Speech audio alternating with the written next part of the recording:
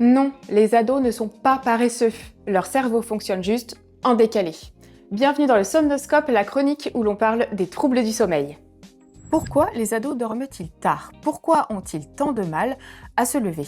Et pourquoi c'est un vrai problème quand on leur demande d'être concentrés dès 8 heures? À l'adolescence, l'horloge biologique se décale naturellement d'1 à 2 heures. Résultat, l'envie de dormir vient plus tard, souvent vers minuit ou 1 heure. Et le matin, leur cerveau est encore en mode veille. Leur cerveau devient aussi plus résistant à l'adénosine, la molécule de la fatigue. Autrement dit, ils luttent mieux contre le sommeil, même quand ils sont épuisés. Mais les horaires scolaires, eux, ne bougent pas. Ce décalage crée une dette de sommeil chronique. Et le week-end, ils essayent de rattraper ce manque, mais ça dérègle encore plus leur rythme.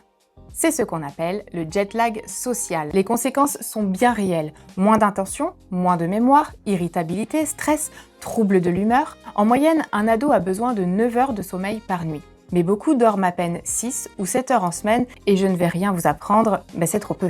La bonne nouvelle, des chercheurs de l'Université de Washington ont suivi des lycéens de Seattle dont le début des cours est passé de 7h50 à 8h45 de 2016 à 2017.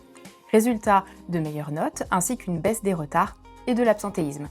Ce n'est pas une question de flemme, ce n'est pas juste une envie de grasse mat, c'est un besoin physiologique. Respecter le rythme des ados, c'est les aider à mieux dormir, mieux apprendre et mieux grandir.